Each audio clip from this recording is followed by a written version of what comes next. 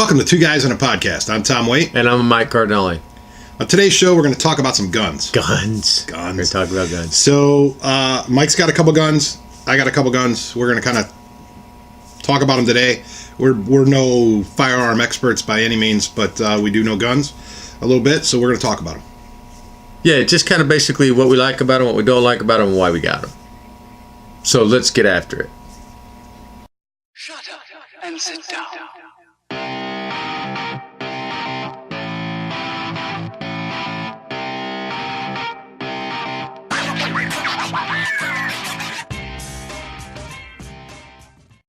So if you look, we have some guns. We got some different type of guns. We got some accessories. So we're just kind of go. Just go through them. We're just kind of gonna go through them. He worked 12 hours last night, so give him a break. Yeah, 15-hour day there and back. Yeah. All right. So what do we got here, Mike? What is this one? So we got this pistol here, which is a Smith and Wesson MP Shield. Love this gun, and I give you a good look at it right there. Maybe close it up a little. Close it and see. There you go. So you can take a look at it. There it is. I picked this one up at Cabela's on sale. It was originally $485, something like that. But I got a deal. I got the gun, 2 extended mags, a regular mag. I have the updated. Let's see if you can see it.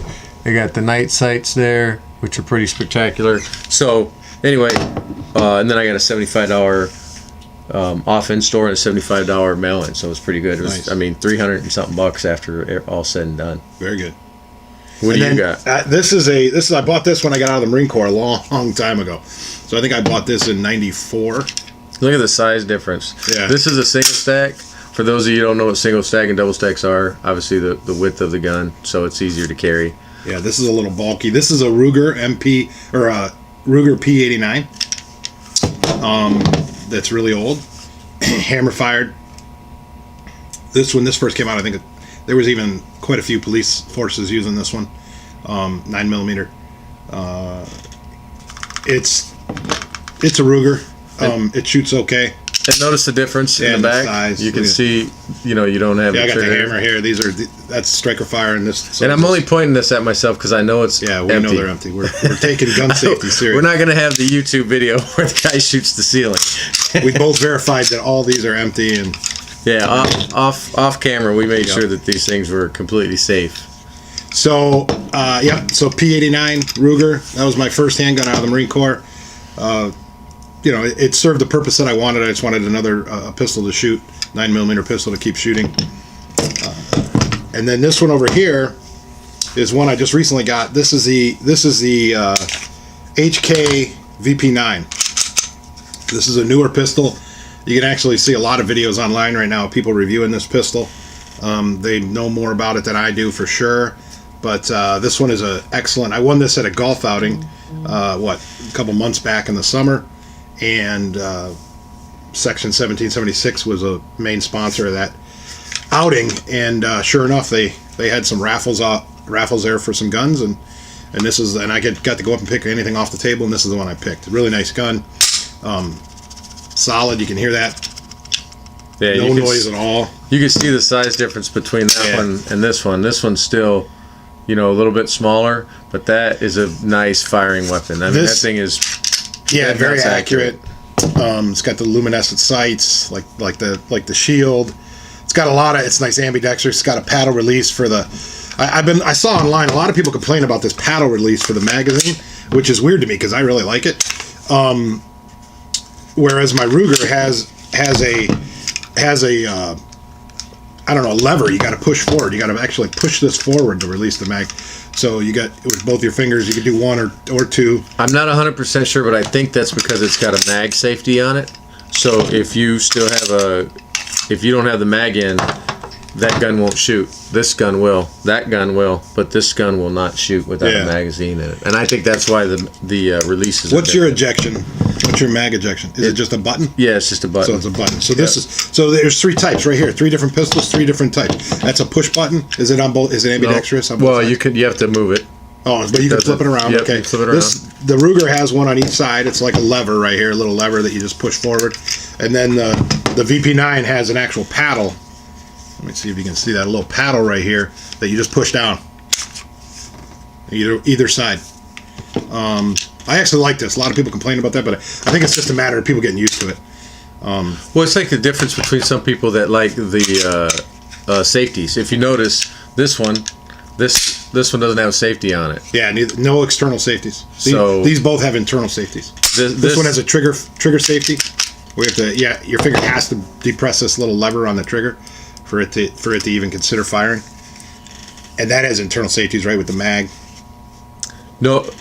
If this one doesn't have a mag, it will shoot. Oh, well, okay. Yeah. I did. So this one basically doesn't have any safety. I think the main safety is the striker fire. You got to pull the trigger. Yeah, you do. This thing's not going to go off unless you pull the trigger. And what's nice, like I said, this trigger guard, like if I just grab the trigger by accident and try to pull it and not depress that little lever in there, see here, it won't fire. But if I push that, then it'll fire. So these kind of striker fire weapons are made good for,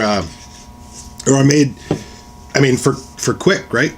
Like that's a perfect conceal carry size. You can pull it out, and if you're in a situation where you have to use it, it's ready to go. And you can have that thing ready to go now when you need it. Versus something like this. Yeah, this has I can flip that on and hammer and cock the hammer back manually, but you got to do all that with this thing, right? You can't. It's got an external safety right here, so up and down.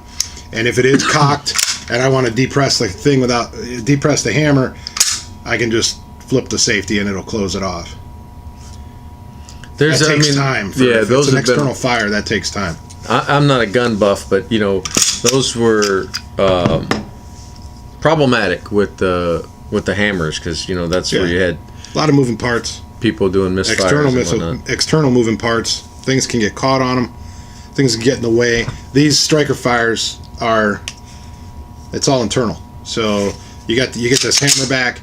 It's ready to go. There's actually a little indicator on the back of this one, a little red dot in there that says that it's actually cocked and ready to go. It comes apart. This one comes apart really easy. I've actually all you got to do is lock it back, flip this lever down, and slide it forward. It comes apart. It's pretty simple. And this one is fire. I haven't taken it apart in a little while, but I think it's the same thing. It's got the little lever right here. Yeah, so you just cock it back, lever it down, and come off. The Ruger is fairly. The Ruger has a little push knob. You got to push on to get it apart. It's kind of. What I like this one is once you put it forward, you hit the trigger. Yeah. Boom! It can come off. Yeah. Yeah. So I like it. It's pretty cool. This has nice, very strong steel supports, guides right there. It's a really nice weapon. The downside to this one is if you look, I don't know if you guys can see that, but this is 100% plastic. There's only a little piece of metal in there, you can see it, but a lot of polymer. Yeah, it's a lot of polymer, but this gun was designed to carry.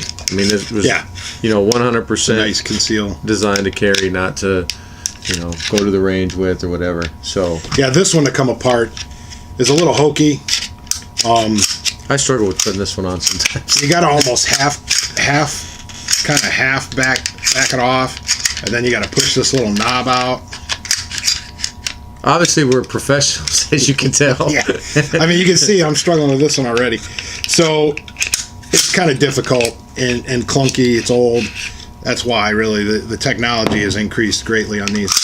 As far as design and mechanisms, you saw how easy this one came apart. That one, my delicate finger got hurt there. So, but these are real nice. We're gonna do a show here in the future, hopefully soon, where we go out and actually shoot these, which will probably mean more to a lot of people. The HK is kind of nice. This is the kit it came in. Comes with 2 mags. It comes with a load assist, and then it has grips. So it's got 3. It's got a small, medium, and large grip size, so you can interchange them to fit in your hand better. I like kind of the ones that came on it. I think I do the mediums. You got a small and a large in there too that you can change to kind of fit in your palm of your hand a lot better. Because really, when you're shooting, the key is is how it sits in your hand. You know what I mean? That helps you with your aiming. You're not struggling to try to control it. If you squeeze your finger, squeeze your thumb, you can manipulate the point of aim real easy with just how it fits in your hand. For example, the Ruger is kind of just flat. It's got a flat back, kind of just goes in the hand. It's not bad, but it doesn't form to the hand real well. So you could be changing your palm pressures and things pretty easy on that one just to keep a grip on it. Where this one almost just kind of falls into your palm, which is really nice.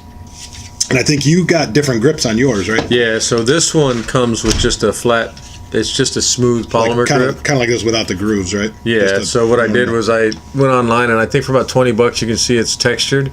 It's kind of got a rubber handled grip, kind of like the HK. So it definitely feels better. And I have pretty big hands. I can almost cover this whole gun. Yeah. But I've shot this several times, and the one downside to this weapon for me is that my hands are so big. So if you notice when I grip this, you're my well hands beyond are the like trigger. all around this gun. Yeah. So it makes it a little bit more difficult to get a comfortable grip where I can be dead nuts on the target.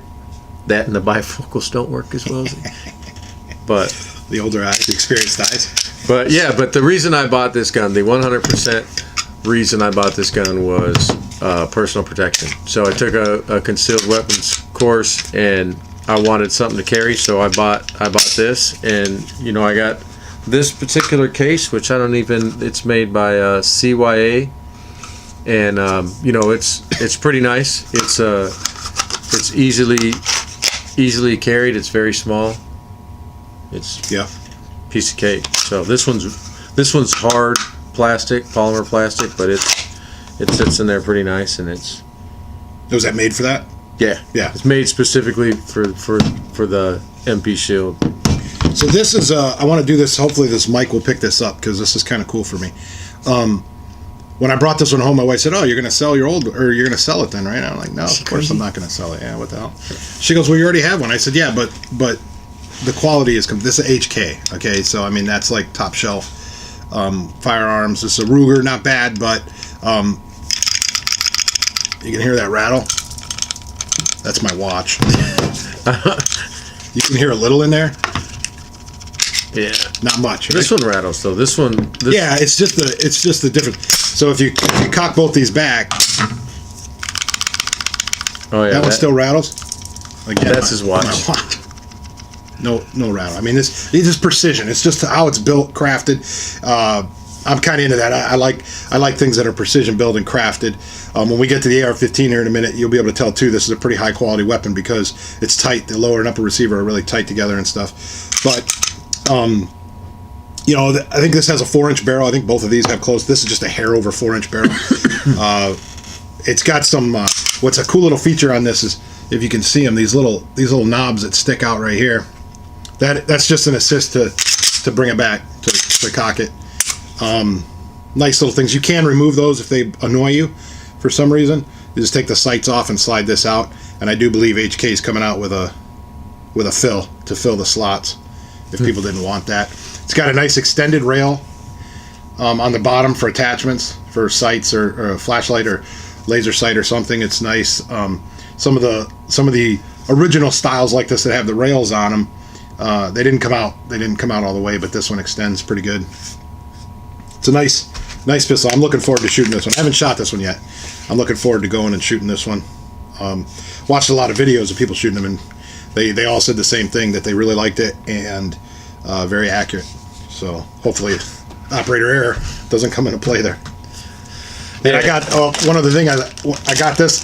I signed up for so I got 6 mags for this, 6 15-round mags for this HK. They sent me four free mags. HK did, so that was awesome. So one of the other differences between, as we're talking magazines, one of the other differences between the MP Shield single stack carry and the HK is that these are 15 round mags, right? So this one came with 3 magazines, but these are 7-round mags. Well, because it's just a smaller gun.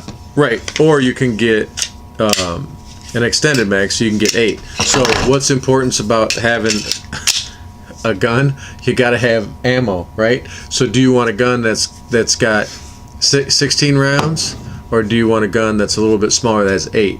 You know, are you going to carry a couple of extra clips? So when you're going out and you're going to buy a weapon, you know, make sure you know what you're buying it for. So I'm actually considering buying another one, like an HK, for just going to the range and shooting, right? Just so I can be comfortable with a weapon. And then this one I'll go to shoot to make sure that if I have to pull it out to shoot somebody, I'm going to hit the target.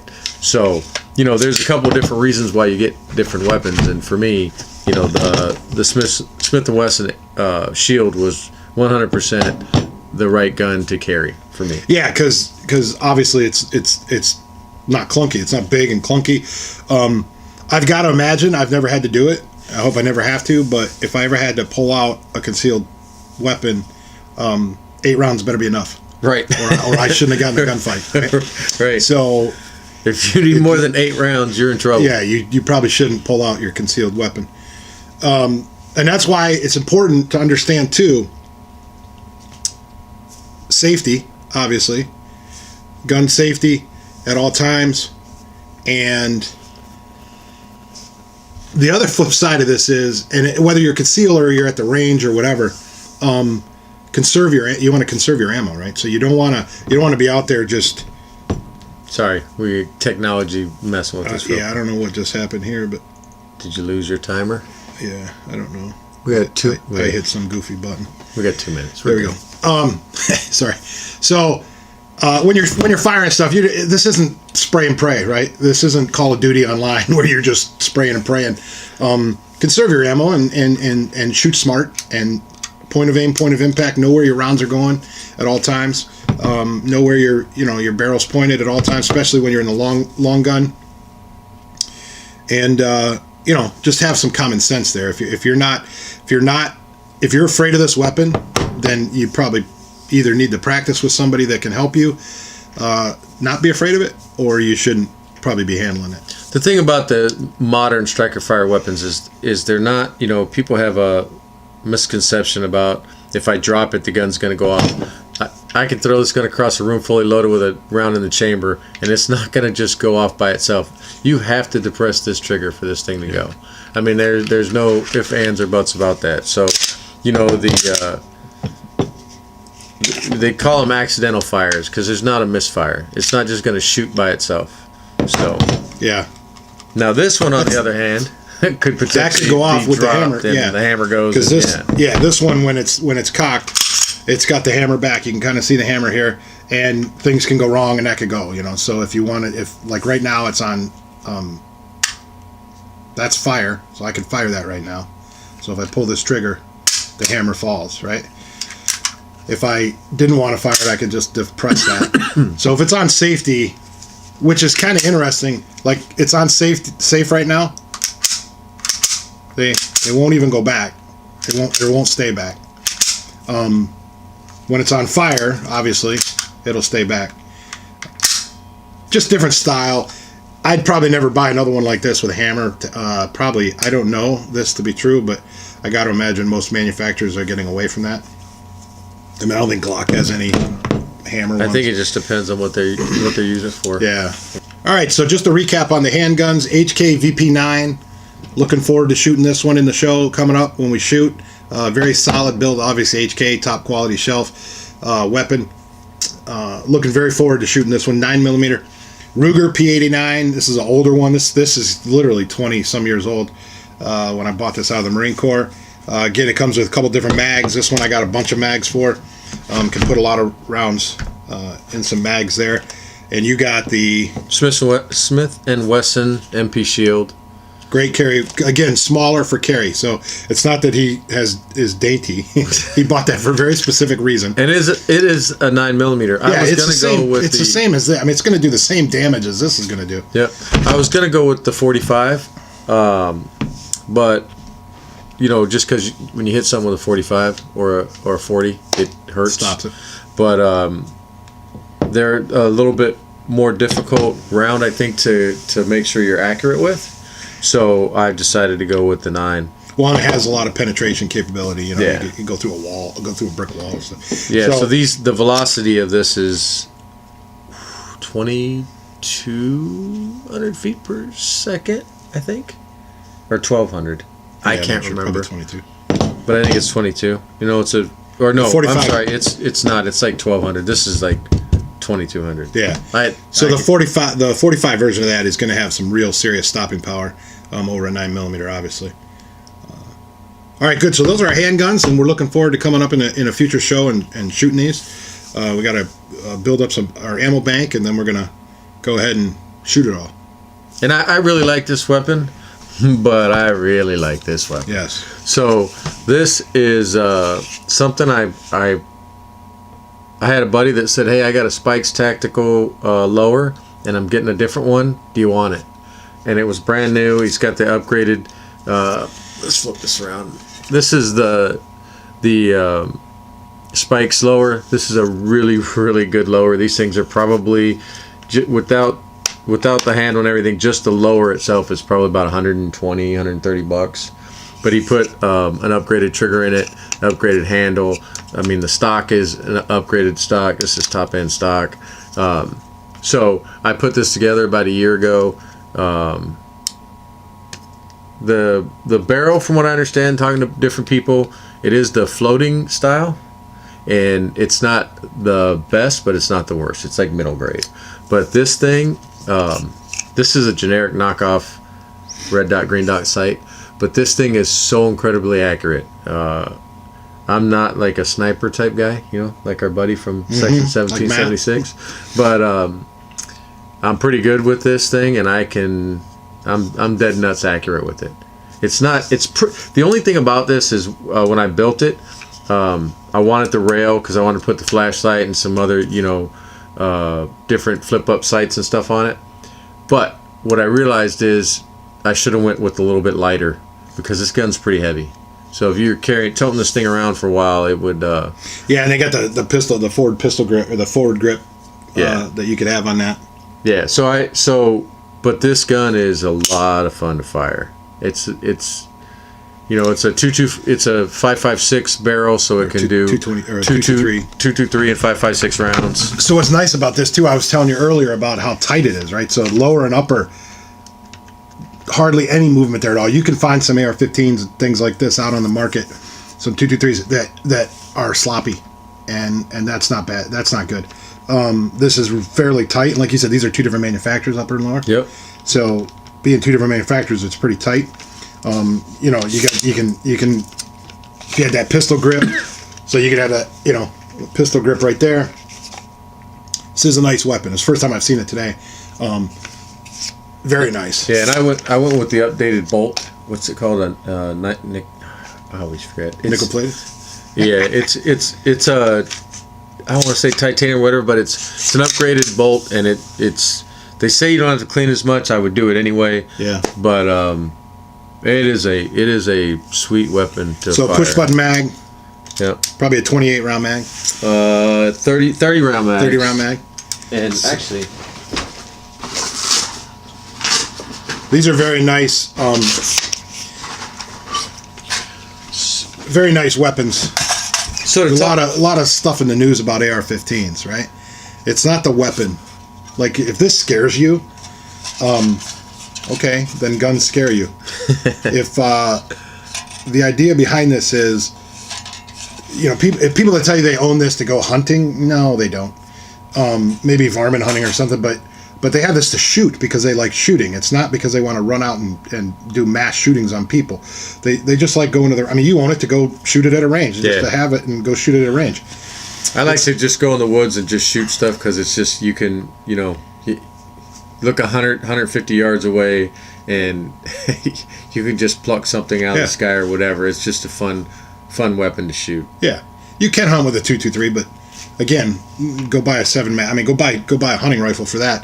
This is more a sportsman rifle, and people laugh when people say sportsman rifles and stuff because this looks like a machine gun in the military. I can promise you, there isn't a single person in the military that would want to use this weapon over what they have. Yep. So, there's all kinds of the political ramifications of discussing guns and stuff, and we're not going to get into that. But the reality is, this is, most people have these because they like to go to the range and they like to shoot.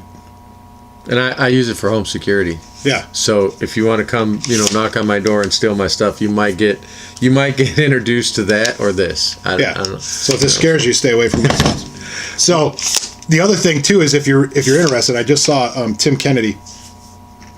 He's a Army Special Forces guy. He was an MMA fighter for a while. He just did a Facebook Live the other day on some of his weapons, and he was showing the difference between suppressed and unsuppressed weapons and things. And so he's got to carry. I think it's an MP4. I don't know what it is, technically, but he's got one that he uses that he has a folding stock on and everything. And you look at that weapon and look at this weapon, and you're going to tell that they're not in the same ballpark as far as military grade or anything like that.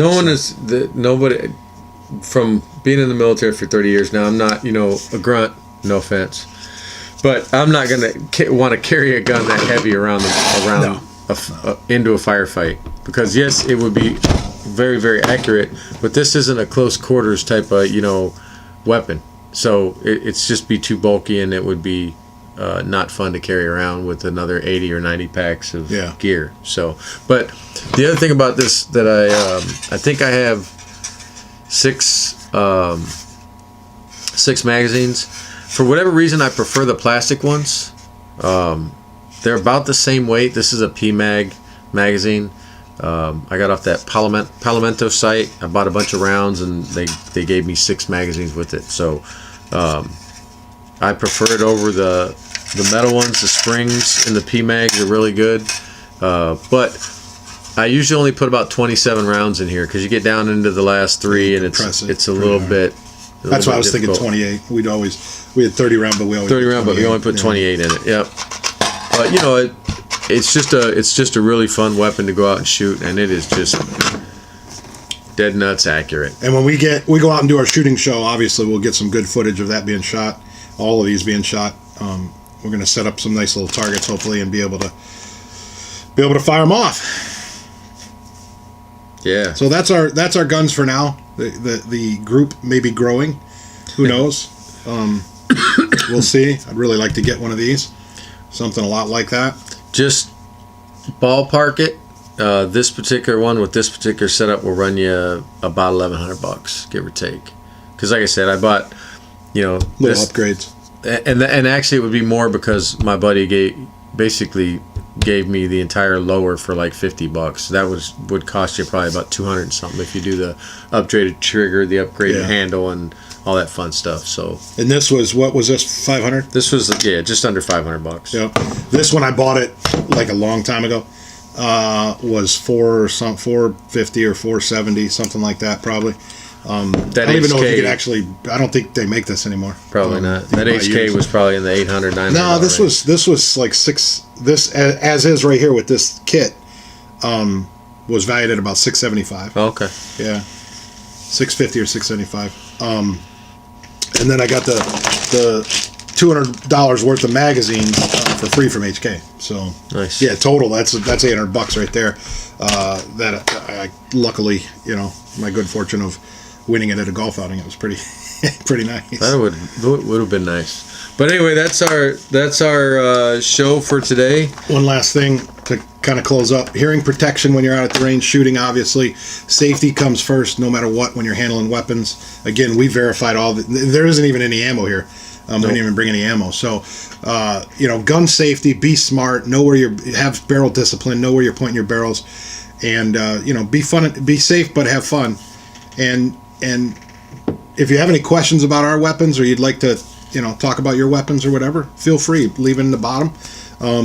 We'll have some. I don't know. We'll consider maybe putting some links in, maybe, to some of these manufacturers.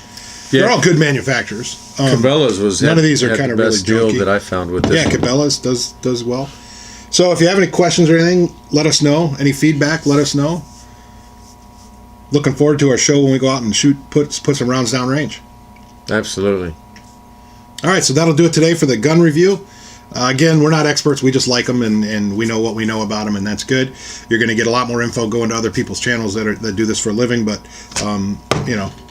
we thought we'd cover what we're gonna. We just wanted to show you our arsenal. So so when we do the shooting show, we don't have to go through this. We just go, hey, I'm shooting the HK now, or hey, I'm shooting the Ruger now, or hey, I'm shooting the Smith & Wesson now. So we can just go into shooting and just have some fun and throw some lead. So that'll do it for this show. We appreciate you watching. Please, again, leave some feedback there. So make sure you subscribe, like us on Facebook, subscribe to us on YouTube. And until the next show, we'll see you later. Thanks, Mike. Thanks, Tom. Well, that does it for this week's show. Thanks for tuning in, and we'll see you next time on Two Guys in a Podcast.